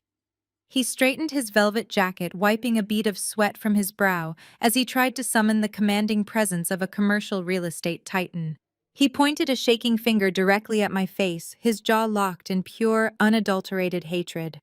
"Do not stand there looking so triumphant, Sienna," Reginald growled, his voice vibrating with desperate arrogance. "You think you have destroyed me tonight. You think exposing my worthless son and that white trash grifter somehow puts you on my level? You are absolutely delusional. I did not move a single muscle. I simply tilted my head and let him continue his pathetic flailing. Even if I lost $15 million tonight, I am still Reginald Vance," he shouted, sweeping his arm across the lavish dining room as if presenting his kingdom to the terrified guests. "This house alone is worth $10 million. My commercial real estate company is valued at hundreds of millions. I own half the high-rises in the downtown district. A $15 million loss is a drop in the bucket for a man of my resources. It is a minor inconvenience that my legal team will resolve by the end of the fiscal year. I have survived market crashes, recessions, and ruthless competitors. I built this legacy with my bare hands, and no jealous little girl from the wrong side of the tracks is going to tear it down. He took a step toward me, trying to use his physical size to intimidate me, just like his son had tried to do. His expensive cologne could not mask the sharp, acrid smell of his own mounting terror. You think handing out a few banking records makes you a financial genius? Reginald sneered, his upper lip curling in disgust. You are nothing but a lowly accountant who stumbled onto some unsecured files. You probably spent the last 6 months snooping through Julian and his home office out of pure, petty jealousy. You do not understand how real wealth works. You do not understand corporate leverage or high-level acquisitions. You are just a bitter, working-class girl throwing a tantrum because your husband finally realized he made a mistake marrying so far beneath his station and sought out a woman who actually respects him. The guests remained completely silent, but I could see a few of them shifting uncomfortably. They recognized the desperate ranting of a man who was bleeding to death but refusing to admit he had been cut. The local politicians and investors who had spent the evening kissing his ring were now looking at him with thinly veiled pity. Reginald was trying to use his booming voice to tape his shattered empire back together, playing the role of the untouchable titan while standing in the wreckage of his own living room. I am not going to let a ghetto rat dictate the narrative in my own home, Reginald continued, his voice rising to a fever pitch. I am going to have my security throw you and your father out onto the street. I am going to ensure that you never work in finance in this city again. I will blacklist your name across every firm on the East Coast. When I am done with you, Sienna, you will be begging for a job ringing up groceries. He pointed his finger toward the shattered mahogany front doors, where my father and his corporate fixers were standing in calm silence. Get out of my house! Reginald roared, the veins bulging in his neck. Take your broke father and your fake lawyers and get off my property before I have you all arrested for corporate espionage and trespassing. You are entirely out of your league, little girl. I stood perfectly still, letting his desperate insults wash over me, without absorbing a single drop of his toxic energy. He had just handed me the absolute perfect setup for the final blow. He had dug his own grave, bragged about the depth of it, and then practically begged me to push him in. I looked at the man who had tormented me for 7 years, and I felt a cold, absolute certainty. It was finally time to show him what real power looked like. A low, rich chuckle rolled from the shattered entryway. It was not a loud sound, but it possessed a specific gravitational pull that instantly silenced Reginald and his frantic screaming. My father, Harrison Caldwell, slowly unbuttoned his custom-tailored suit jacket and stepped fully into the dining room. The heavy soles of his leather shoes crunched against the broken porcelain on the floor, but he moved with the effortless grace of a man who owned every room he ever walked into. As he stepped under the light of the crystal chandelier, the shadows finally left his face.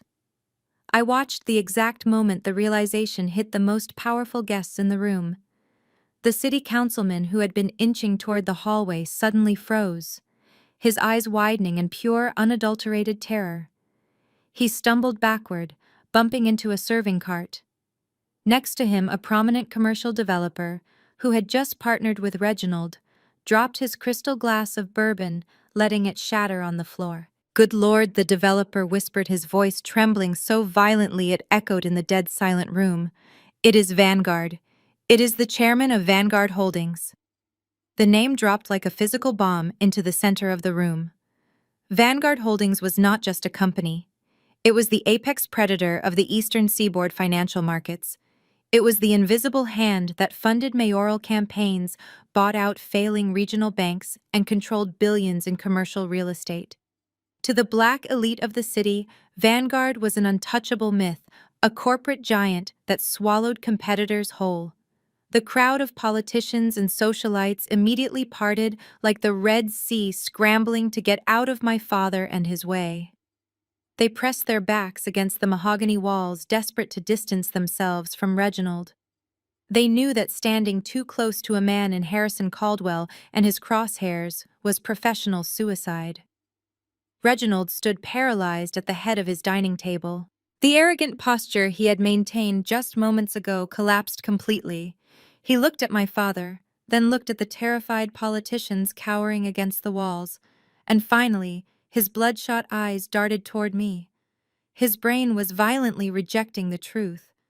He had spent 7 years treating me like a charity case, an uneducated street rat who should be grateful for the crumbs falling from the Vance family table.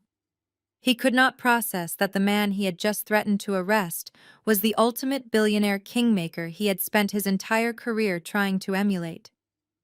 My father stopped walking when he was standing directly in front of Reginald. The physical contrast between them was devastating. Reginald was sweating profusely, his velvet jacket wrinkled, his breathing shallow and panicked. He was the epitome of loud new money, desperate for validation. My father stood perfectly still, projecting the cold, terrifying calm of generational wealth that never needed to announce itself.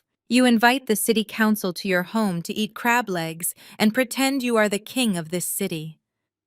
Reginald. My father said, his voice smooth and deadly quiet.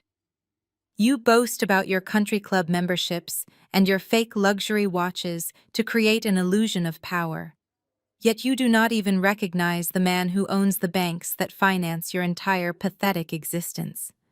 Vivian let out a small strangled gasp from the floor where she was still sitting near Julian. Her manicured hands flew to her mouth as she stared at my father. The woman who had spent the entire evening mocking my natural hair and my unbranded silk dress was currently hyperventilating as she realized she had been insulting the sole heir to a multi-billion-dollar dynasty. Gabrielle shrunk back against the wall, her arrogant sneer entirely wiped away, replaced by the sheer panic of a spoiled child realizing her credit cards were attached to a sinking ship. I warned you to stay out of my house, Reginald stammered, taking a weak step backward, his voice lacking any of its previous thunder. This is a private residence. I do not care if you run Vanguard Holdings. You cannot just walk in here. My father let out another soft chuckle, shaking his head, as he looked at Reginald with profound pity. He reached out and took a thick legal document from the lawyer standing directly behind him. You have spent the last 7 years making my daughter's life a living hell. My father continued, ignoring Reginald and his weak protests. You mocked her because she did not join your elite social clubs. You looked down on her because she preferred to build her own character instead of relying on my checkbook to buy her way into your superficial circles. You let your wife and your daughter treat her like a servant, while you worshipped a white con artist simply because he made you feel validated in the spaces that have always locked you out. Julian, who was still curled on the floor, let out a broken sob, realizing that the woman he had just slapped was not a helpless victim, but a sleeping dragon he had foolishly decided to kick. He looked up at me, his eyes filled with a terrifying mixture of regret and absolute fear. He had thrown away a billionaire heiress for a bottle service girl and a $2 million bribe. The mathematical reality of his catastrophic stupidity was actively breaking his mind right there on the hardwood floor. Preston tried to inch his way toward the hallway, using the distraction to escape, but my father and his fixers instantly shifted, blocking his path with their bodies. There was absolutely nowhere to run. I raised my daughter to be humble, but I also raised her to be ruthless, my father said, his voice hardening into steel. She hid her identity because she wanted to see if your son possessed the character to love her for who she was. Instead, he proved to be exactly like you, Reginald, a coward who hides behind a fake empire. Reginald gripped the edge of the dining table, his knuckles turning white. My empire is not fake, he shouted desperately, a bead of sweat dripping off his chin. My company is worth hundreds of millions. I am Reginald Vance. I built this. Your daughter is just a lowly accountant who hacked into my servers. Get her out of my house right now. My father did not raise his voice. He simply looked at Reginald with the absolute chilling certainty of a man holding a loaded gun to his enemy and his head. He unrolled the legal document in his hands and held it up to the light of the chandelier. You are wrong on 2 counts, Reginald. My father declared, his words falling like the final strokes of a guillotine. First, my daughter is not a lowly accountant. Second, This is not your house." The room seemed to stop spinning. The air grew perfectly still.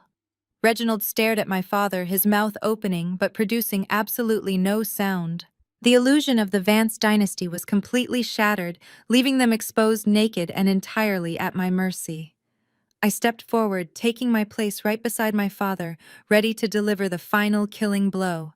I looked at Reginald, watching his bloodshot eyes dart frantically around the lavish dining room as if the mahogany walls were suddenly closing in on him. He opened his mouth to speak, but only a dry, rasping sound came out. The absolute certainty in my father and his voice had completely paralyzed him. Vivian, however, could not comprehend the magnitude of the shift in power. She scrambled up from the floor, abandoning her weeping son, and pointed a shaking finger at my father. "What are you talking about?" she shrieked, her voice echoing off the crystal chandelier. "Reginald built this house from the ground up. He bought this land 30 years ago. You cannot just walk in here and claim it is yours because you run some hedge fund. Julian, tell them. Tell them this is our home." Julian did not move. He remained curled on the hardwood floor, weeping into his hands. He was a finance executive, and unlike his mother, he knew exactly what Vanguard Holdings was. My father did not even look at Vivian. He kept his cold, dark eyes locked entirely on Reginald. "My company does not just buy and sell real estate, Reginald." My father said, his tone perfectly level. "We finance the institutions that loan you the money to pretend you are a titan. We own the commercial debt on the skyscrapers you claim to develop." For 3 generations, the Caldwell family has operated in the quiet shadows of the eastern seaboard, building a legacy that does not require flashy country club dinners or fake luxury watches to prove its existence. We are the architects of the financial ecosystem you have been desperately trying to claw your way into. Reginald swallowed hard, his throat clicking audibly in the silent room. "If you are Harrison Caldwell," he stammered, taking a weak step backward, "why is your daughter working as a mid-level accountant? Why did she come to my family with nothing?" I stepped forward, cutting off my father before he could answer. "Because I wanted to know if a man could love me for my character instead of my portfolio," I said, my voice ringing with absolute clarity. I grew up watching men circle my father like vultures, desperate for a crumb of his influence. When I met your son, I hid my last name and my inheritance because I wanted a partner. I wanted a marriage built on mutual respect and genuine love. I gave Julian a blank canvas. I gave him the opportunity to be a good man to a woman he thought had absolutely nothing to offer but herself. I looked down at Julian, who let out another agonizing sob at my words. "But your son failed the test miserably," I continued. "He did not just fail, he actively punished me for my supposed poverty. He allowed you, Reginald, to treat me like an unwanted stray dog. He allowed Vivian to mock my hair and my clothes. He allowed Gabrielle to flaunt her spoiled existence in my face. And he did it all because stepping on me made him feel powerful. He needed someone to feel superior to, because deep down he knew he was nothing but a mediocre coward, living in his father and his shadow." Vivian suddenly seemed to understand the catastrophic reality of what I was saying. Her aggressive posture completely collapsed. Her eyes widened, and she took a hesitant step toward me, her hands raised in a placating gesture. "Sienna, sweetheart?" Vivian said, her voice trembling with a sickeningly sweet fake warmth. "We did not know. You must understand we were just protective of Julian. If you had only told us who your family was, we would have treated you with the respect you deserve. You are a Caldwell. We are all high society here. We can fix this misunderstanding right now." I stared at Vivian, feeling a wave of absolute disgust. "You just proved my exact point, Vivian," I replied, a cold smile touching my lips. "You would have treated me with respect only if you knew I was a billionaire heiress. You do not respect people, Vivian. You only respect power and money. And that is exactly why your son is currently crying on the floor while his pregnant bottle service girl waits in the penthouse he bought with stolen funds." Gabrielle let out a sharp, bitter laugh from her spot on the floor, kicking Preston and his leg as she did. "You threw away a billionaire heiress for a club promoter," Gabrielle spat at her brother, her own life in ruins, but still eager to tear him down. You are the stupidest man alive, Julian. Reginald desperately shook his head, trying to process the catastrophic revelation. He grabbed the edge of the dining table, his knuckles turning white. Fine. Reginald growled, his chest heaving. You are a Caldwell. You are old money. Congratulations on your little social experiment, Sienna. But that does not explain what your father meant. This is my property. The deed is in my name. You cannot simply declare that this house is yours. My father let out a quiet sigh, stepping to the side to give me the floor. She did not declare anything, Reginald, my father said smoothly. She executed a legal foreclosure. As I mentioned earlier, she is not a mid-level accountant. I reached out and took the black folder from my father and his corporate lawyer. I held it up, letting the heavy silence stretch across the room before delivering the crushing reality of my actual profession. I am the Senior Director of Distressed Debt Liquidation for Vanguard Holdings. I announced, my words falling like heavy stones onto the Vance family. I do not balance spreadsheets, Reginald. I evaluate failing corporations. I purchase their toxic debt for pennies on the dollar, and I liquidate their remaining assets to recoup the losses. And as of 4 o'clock this afternoon, your commercial real estate firm was officially classified as a toxic failing asset. Reginald let out a harsh, breathless sound that resembled a dry heave. He gripped the edge of the dining table so tightly that the polished wood groaned under the pressure of his hands. My firm is backed by First National. He sputtered, his voice devoid of its usual booming resonance. I have a 30-year relationship with the board of directors there. I play golf with the regional vice president every single Sunday. They would never classify my portfolio as toxic without calling me directly. You are lying. You have to be lying. I slowly shook my head, offering him a look of absolute clinical detachment. 30 years of golf games and country club handshakes do not override federal banking regulations, Reginald. I pulled a heavily redacted printout from the black folder and held it up to the light of the chandelier. When Preston drained $15 million from your operational reserves and Julian deliberately cooked the books to hide the missing capital, your firm instantly violated the strict debt covenants written into your master loan agreement. Vivian, who was still kneeling beside her weeping son, looked up with a profound expression of confusion. Debt covenants? She asked, her voice shaking.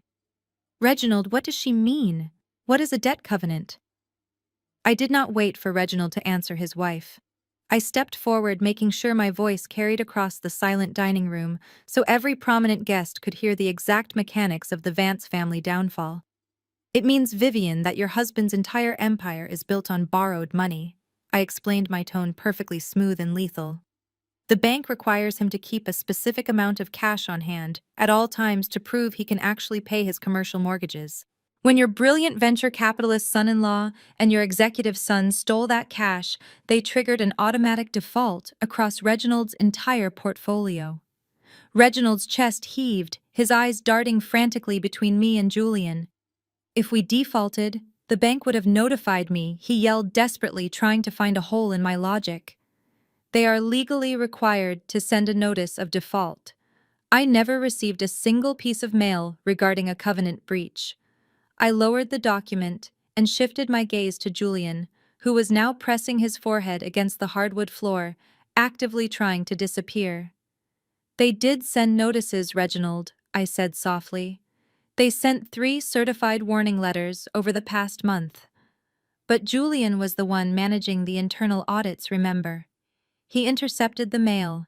He buried the default notices in the corporate shredder to protect his $2 million bribe and to keep you from discovering that he had bought a penthouse for his pregnant mistress. Gabrielle let out a sharp, vicious laugh from her spot on the floor.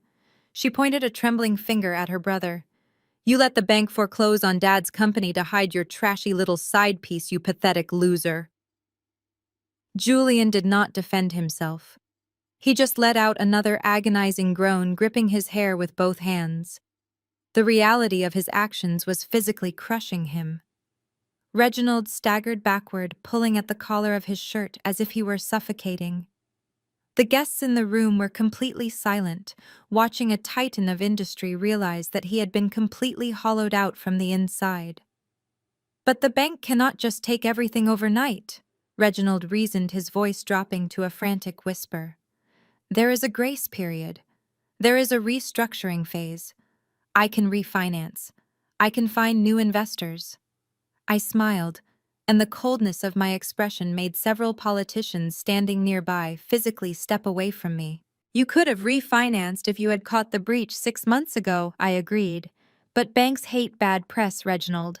They hate carrying massive defaulted loans on their public ledgers, especially when it involves high-profile developers who parade around the city pretending to be untouchable.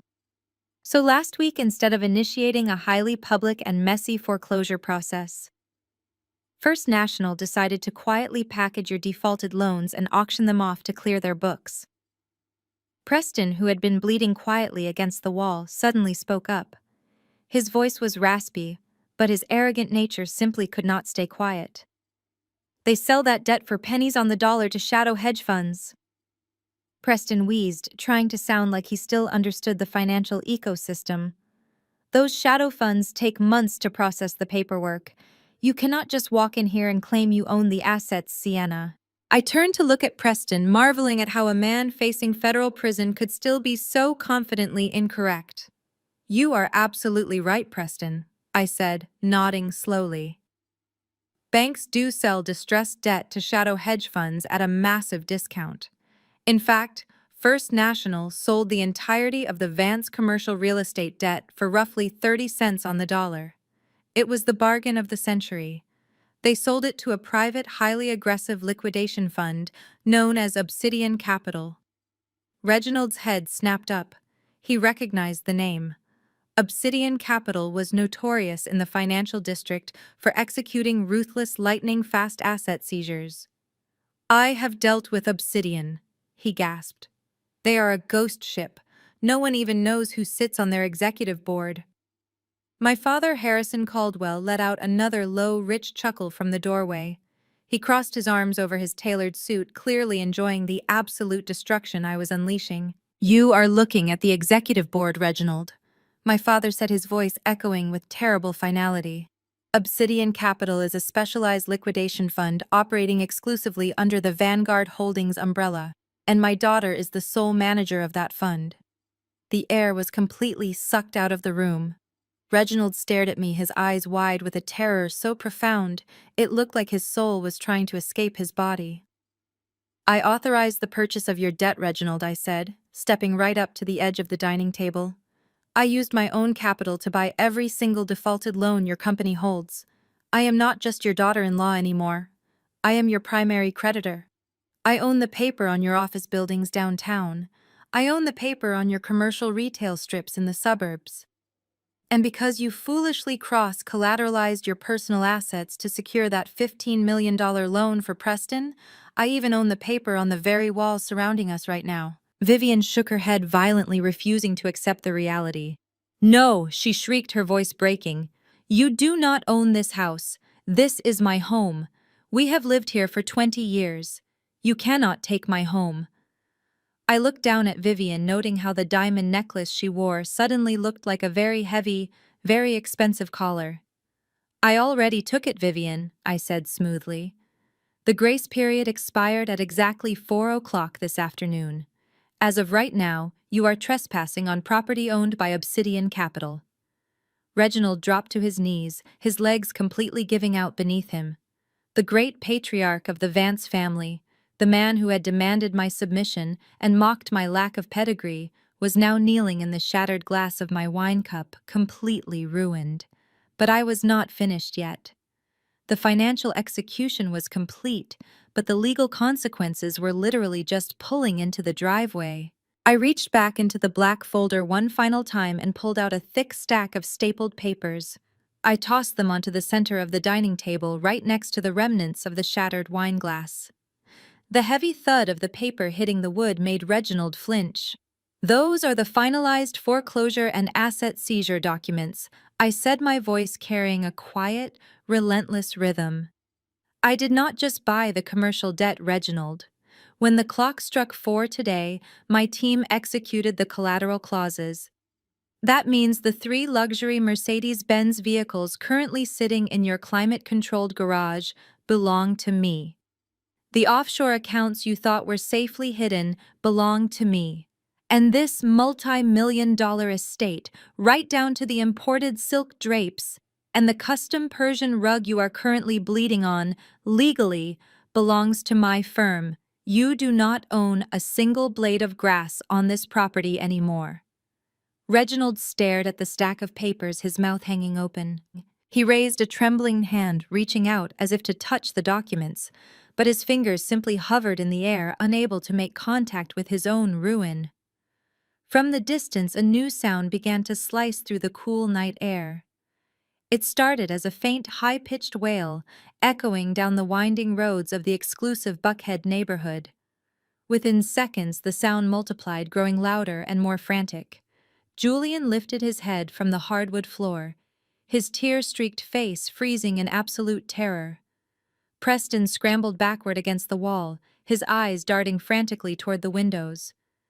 The wailing transformed into a deafening symphony of sirens. The heavy thrum of approaching heavy-duty vehicles shook the foundation of the house.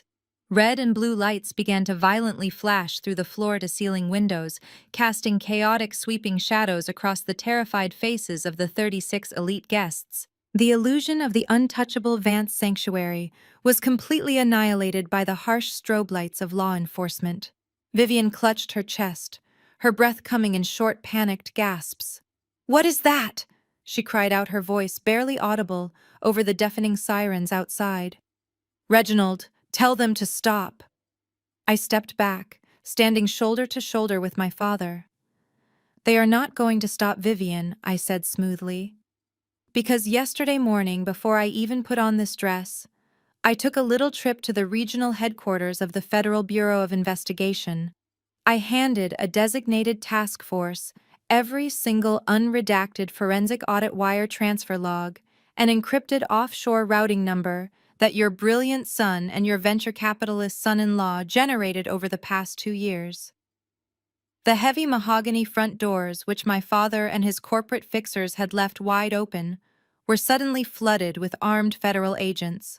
They wore dark tactical windbreakers bearing the bold yellow letters of the FBI and the Securities and Exchange Commission.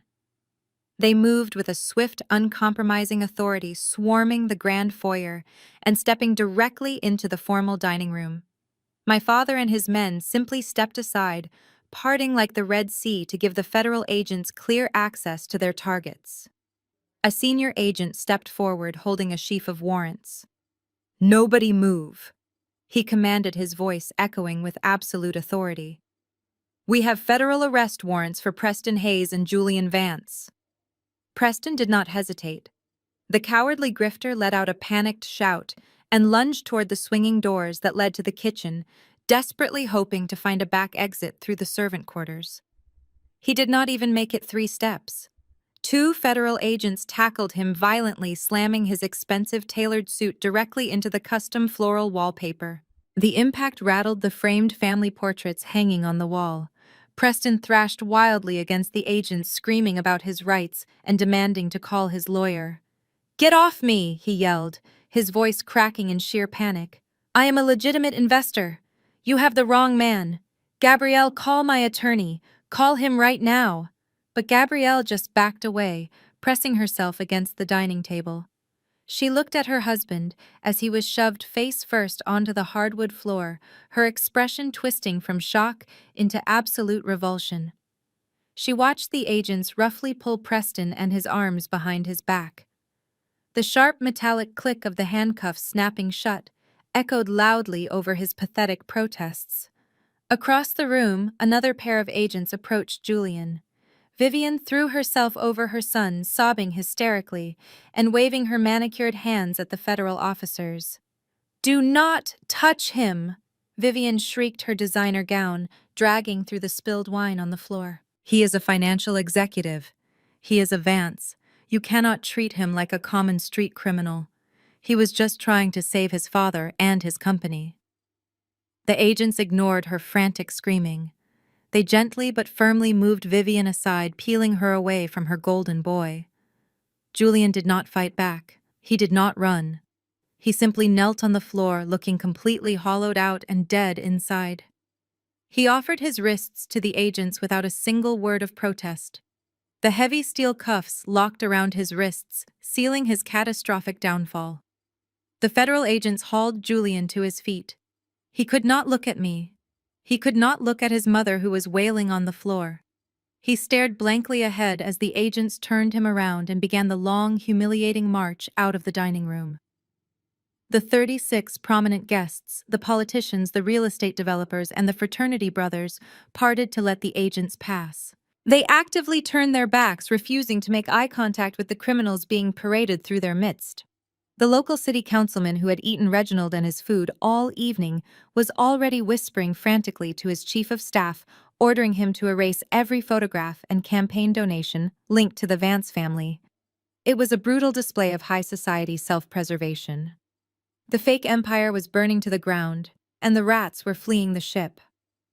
They watched in disgusted silence as Julian and Preston were dragged out the front doors, pushed down the marble steps, and shoved roughly into the back of the waiting federal cruisers. The flashing red and blue lights illuminated the utter devastation of the dining room. The criminal elements had been purged, but the financial and emotional ruin of the remaining Vance family members was just settling into the cold air. Reginald remained on his knees in the shattered glass, staring at the empty doorway where his only son had just been led away in chains. He had lost his legacy, his fortune, and his heir in the span of 30 minutes. But I was not quite finished. I had one final piece of business to conclude before I walked out of their lives forever. The red and blue lights of the federal cruisers faded down the long, winding driveway, taking the last remnants of the Vance family dignity with them into the dark night. The grand dining room, once a glowing symbol of elite black excellence and insurmountable wealth, was now a battlefield of shattered crystal-crushed velvet and absolute financial ruin. The 36 prominent guests had vanished into the night, like ghosts fleeing a burning building, leaving only the deafening silence of a destroyed dynasty in their wake. I stood perfectly still next to my father, watching Reginald struggling to breathe amidst the broken porcelain and spilled food. The great patriarch, who had commanded boardrooms and bullied local politicians, was currently crawling on his hands and knees, his custom-tailored velvet suit soaked in dark red wine. He was gasping for air, his chest heaving violently, as the catastrophic reality of his situation crushed the remaining oxygen from his lungs. He had lost his only son to a federal indictment, his entire commercial real estate empire to a shadow hedge fund, and his multi-million-dollar estate to the very woman he had called a ghetto rat just an hour earlier. He was a king without a kingdom, a tyrant who had finally been swallowed whole by his own massive ego and his desperate need for white validation. Vivian and Gabrielle were huddled near the far corner of the room, staring blankly at the empty doorway where their husbands had just been dragged away in handcuffs. The illusion of their untouchable wealth had evaporated entirely, leaving them completely exposed to the harsh, brutal truth of their new reality. They had no offshore accounts to fall back on. They had no hidden trust funds or emergency safety nets. Because Julian and Preston had drained absolutely everything to fund their secret lives and fraudulent Ponzi schemes, the Vance women were quite literally penniless. The designer gowns they were currently wearing and the jewelry around their necks were likely the only valuable assets they still legally possessed. Vivian slowly turned her head and looked at me. The venom and arrogant superiority that had defined her entire existence for the past 7 years were completely gone. They were replaced by a desperate, frantic terror that widened her eyes and made her entire body shake. She realized that the woman standing in front of her was no longer the submissive daughter-in-law she could endlessly torture without consequence. I was the senior director of distressed debt liquidation for Vanguard Holdings, and I held the legal deed to the very floorboards she was kneeling on. "Sienna, please, Vivian," whimpered, her voice cracking as she scrambled across the ruined dining room floor. She did not even care about the broken glass cutting into her expensive dress or the wine staining her skin. She crawled directly toward me, reaching out with trembling, manicured hands. Gabrielle followed her mother, her face smeared with ruined makeup, completely abandoning her golden child persona as the terrifying specter of absolute poverty loomed over her. They threw themselves at my feet in a display of pathetic desperation. Vivian grabbed my ankles, her fingers digging into the silk fabric of my dress, while Gabrielle clutched at my knees, sobbing hysterically into my legs. "Please do not do this to us," Vivian begged, her voice rising into a frantic shriek that echoed off the mahogany walls. "You cannot throw us out on the street, Sienna. Where will we go? We have absolutely nothing left. Reginald is sick. Julian is gone. You won this round. You proved your point, but you cannot just leave us with nothing. We are still your family. We are still your blood by marriage. Please show us some mercy." Gabrielle wept violently, pressing her wet face against my legs. "I am sorry," she choked out, her voice muffled by her own tears. "I am so sorry for everything I said to you tonight, and every day before this. I was just jealous of you. I was stupid and arrogant. Please, Sienna, do not take my home away. I will do anything you want. I will apologize publicly to everyone. Just let us stay here." I looked down at the two women groveling in the spilled wine and shattered glass. For 7 long years I had endured their relentless psychological abuse. I had swallowed their insults about my natural hair, my modest background, and my supposed lack of ambition. I had let them make me feel small because I believed my silence would eventually earn their respect. I had waited for them to show me a single ounce of genuine kindness or acceptance, but they only respected power, and they only begged for mercy when the barrel of a financial gun was pressed directly against their foreheads. I did not feel a single shred of pity for them. They were not crying because they regretted their cruelty or their complicity in Julian and his betrayal. They were crying because they were about to lose their country club memberships and their luxury vehicles. They were mourning their status, not their family. I reached down with my right hand and slowly gripped the heavy diamond wedding ring on my left ring finger. The diamond had been selected by Julian, a flashy, expensive stone meant to showcase his wealth rather than symbolize any actual emotional union between us. I slid the cold metal over my knuckle and held it suspended in the air above them. I looked Vivian directly in her terrified, tear-filled eyes. This family always taught me that I needed to learn my place in high society. I said, my voice perfectly calm and completely devoid of any human warmth. "You spent 7 years reminding me of my position, making sure I knew exactly how low I ranked in your ecosystem. I just wanted to thank you for those lessons, Vivian, because I finally know exactly where my place is." I opened my fingers and let the heavy diamond ring drop. It fell through the air and landed with a sharp metallic clink directly into a dark puddle of spilled red wine, staining the floorboards beneath Vivian and her trembling hands. "My place is now your creditor." I continued, my words falling with absolute finality. "Your accounts are frozen. Your assets are seized. You have exactly 2 hours to gather whatever cheap personal items you can carry and vacate my property before I have my private security contractors physically remove you from the premises. Do not leave a mess on your way out." I did not wait for her response or stick around to watch them scramble. The wailing of the two broken women echoed behind me, but it was just meaningless white noise now. I turned my back on the Vance family and held out my hand. My father, Harrison Caldwell, offered a proud, satisfied smile and wrapped his strong, protective arm around mine. Together we walked out of the grand dining room, leaving the wreckage of the fake empire entirely behind us. We stepped through the shattered mahogany front doors and out into the cool, refreshing night air. The heavy armored SUV was waiting for us at the base of the marble steps, its engine purring with quiet, limitless power. As the driver opened the heavy ballistic door for me, I stepped inside, settling into the plush leather seat. I did not look back at the mansion. I did not look back at the flashing blue lights of the remaining police cruisers or the crushed tulips on the front lawn. I simply watched the iron gates of the estate close behind us, sealing the tomb of the family who had foolishly tried to bury me without realizing I was the very earth they were standing on. The most profound lesson we can learn from this ordeal is that true security never comes from conforming to the expectations of those who do not value you. When you build your life around seeking validation from people who are committed to misunderstanding you, you hand them the power to destroy your peace. The ultimate reclamation of power happens when you realize that their rejection is not a reflection of your worth, but a profound revelation of their limitations. Family is not determined by blood or proximity, it is forged by mutual respect, unwavering support, and the courage to show up when it matters most. You cannot heal in the same environment that broke you, and sometimes the only way to find your true place in the world is to walk away from the table where you were never meant to sit. Have you ever had to establish boundaries with a toxic family member or rebuild your life after a devastating betrayal?